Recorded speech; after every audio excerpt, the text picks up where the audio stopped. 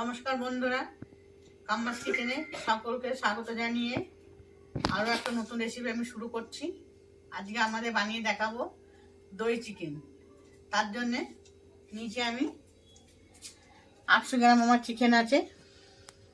কেউ লেগ পিসে নিয়ে করতে পারেন, কেউ বোনলেস চিকেনও করতে পারেন। আমি সব রকম মিশিয়ে নিয়েছি। এতে মাংসটা প্রথমে আমি দই চিকেন বানাবার জন্য ম্যারিনেট করে দেব। এই যে দুটো লেবু কেটে নিয়েছি, দিচ্ছি লেবু রস,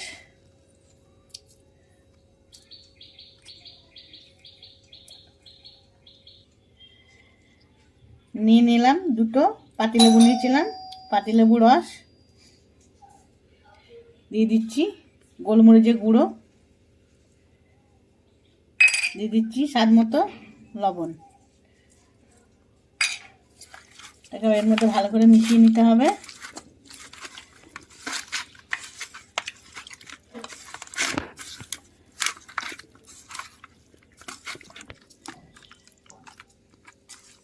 প্রত্যেক মাংসতে লেবু রস, নুন, গোলমরিচ গুঁড়ো দেখুন ভালোভাবে মিশিয়ে নিয়েছি।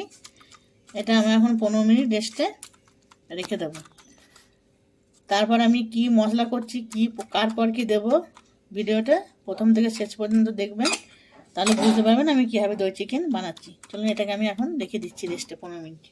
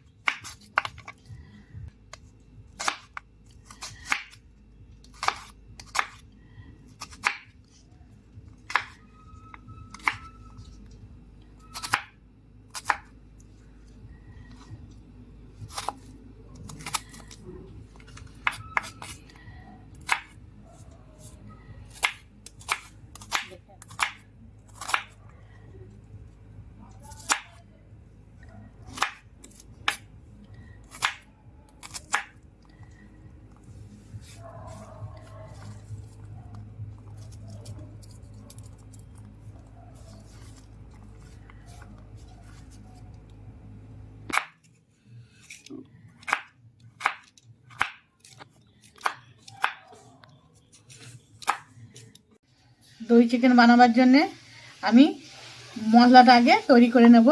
মিক্সার গ্রাইন্ডারে দিয়ে দেব। নিয়েছি কয়েক টুকরো আদা কুচো, এই যে কয়েক টুকরো আদা, 14-15 কোয়া রসুন, একটা বড় পেঁয়াজ কুচিয়ে নিয়েছি ডোমো করে, আর 5টা কাঁচা লঙ্কা। এটা আমি একসঙ্গে মিক্সিতে একটা পেস্ট বানিয়ে নেব।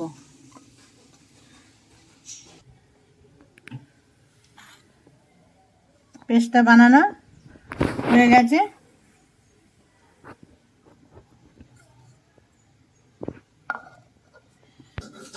দই চিকেন বানাবার জন্য প্রথম কড়াই বসিয়ে দিয়েছি, দিয়ে দিচ্ছি সাদা তেল। আমি রান্নাটা সাদা তেলই করব। দই চিকেন রিফাইন অয়েলে করলে ভালো টেস্ট হয়, কালারটা সুন্দর আসে। দিয়ে দিচ্ছি গোটা গরম মশলা ফোড়নে, 2 ছোট এলাচ, দারচিনি, লবঙ্গ।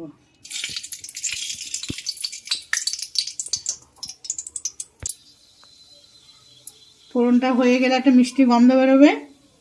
এরপর দিয়ে দিচ্ছি একটু লবণ, কারণ মশলাটা তেলের উপরে সেঁকতে হবে। হলুদ ব্যবহার করবো না আমি রান্নাতে।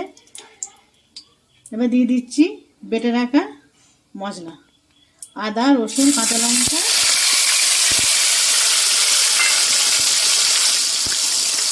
পেঁয়াজ।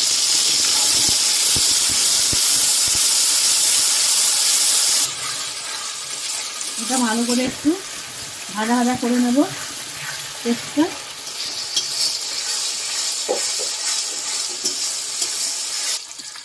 সুন্দর ভাজা হয়ে গেছে। আদা রসুন কাঁচা লঙ্কা পেঁয়াজ এবার ম্যারিনেট করা মাংস আমি এর মধ্যে অ্যাড করে দেবো।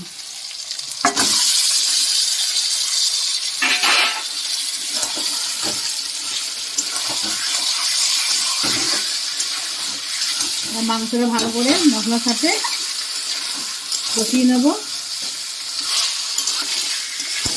ভিডিওটা প্রথম থেকে শেষ পর্যন্ত দেখবেন। এরপর আমি কি দেব,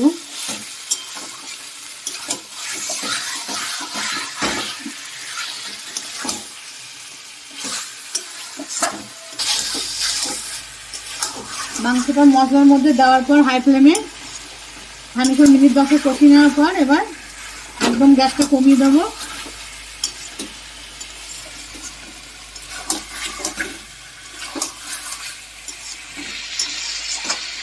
গ্যাসটা কমিয়ে দেবো, দিয়ে একটু চাপা দিয়ে দেবো। মাংসটা থেকে আস্তে করে হতে আছে। আমি এবার আর একটা পেস্ট আমি তৈরি করে নিচ্ছি। দিয়ে দিচ্ছি 4-5টা কাজু বাদাম, দিয়ে দিচ্ছি 1 টুকরো জয়িত্রী, আর দিয়ে দিচ্ছি 100 গ্রাম মতো টক দই। এটা আমি মিক্সিতে একটা পেস্ট বানিয়ে নেব।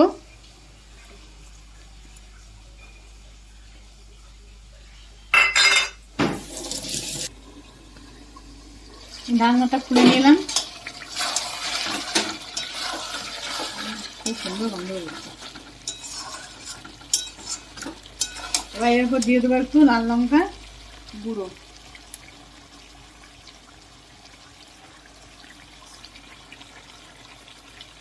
জিরে ধনে বাটা,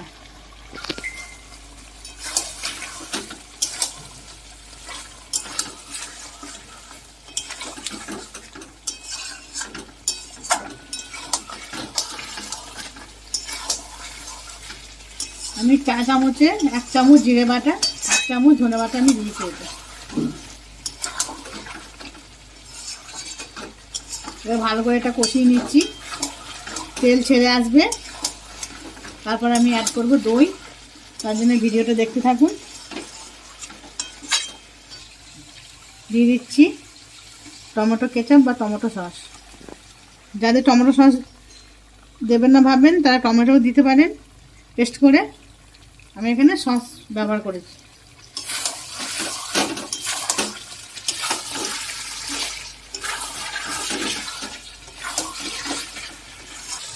দেখুন কি সুন্দর মশলা থেকে তেল ছেড়ে দিয়েছে। খুব ভালো করে এটা কষানো হয়ে গেছে। এরপর আমি অ্যাড করব টক দই। এর মধ্যে 3-4টে কাজু বাদাম আছে আর একটু জয়িত্রী আছে। এর মধ্যে আমি এটা অ্যাড করে দিচ্ছি।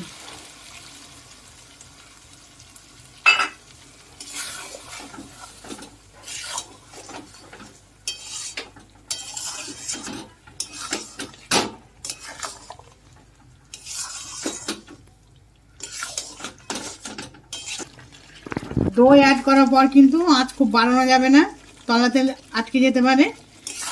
একদম আস্তে আস্তে আস্তে আস্তে গ্যাস কমিয়ে দেবেন। যারা কাঠে রান্না করেন তারা উনুনে জালটা একটু কমিয়ে দেবেন। আস্তে করে এটা দই দেওয়ার পরে রান্না হবে। এর মধ্যে আমি আরেকটা জিনিস অ্যাড করে দিচ্ছি। এই যে দেখছেন এইটা নিয়েছি জায়ফল। জায়ফলটা আমি একটু এর মধ্যে একটু গ্রেট করে দেব। বেশি না কিন্তু একদম অল্প, কারণ বেশি জায়ফল দিলে তেতো হয়ে যাবে। আমি একদম অল্প দিয়েছি এর গন্ধটা সুন্দর আসার জন্য।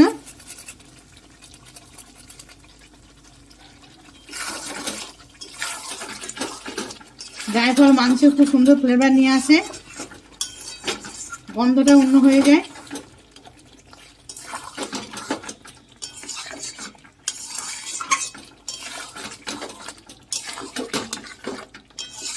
এবার নুন, আর একটু নুন লাগবে, দিয়ে দিচ্ছি একটু স্বাদ মতো চিনি। চিনিটা একটু লাগবে কারণ টক দই আছে, আপনারা সেটা ভালো বুঝবেন, যেমন সেরকম একটু চেখে দেবেন।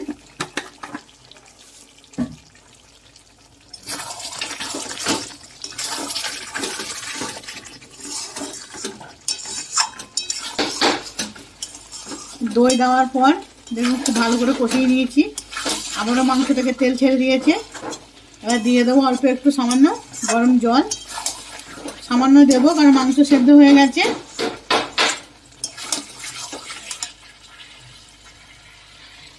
দিয়ে দিচ্ছি অল্প একটু জল। কালারটা কি সুন্দর এসছে। এবার এটা নামাবার আগে আরও আমি দেবো জিনিস অ্যাড করবো। দিয়ে দিলাম চাপা।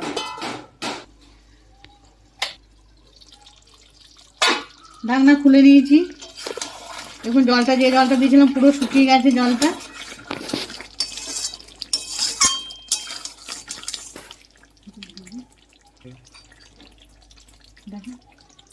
দেবো কসুরি মেথি একটু হাতে ঘষে। কসুরি মেথি সবসময় হাতে একটু ঘষে দেবেন। দিয়ে দিচ্ছি কুচিয়ে রাখা ধনেপাতা উপর থেকে।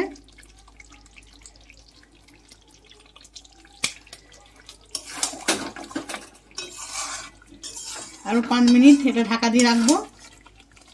তারপর এটা নামিয়ে নেবো, হয়ে গেছে।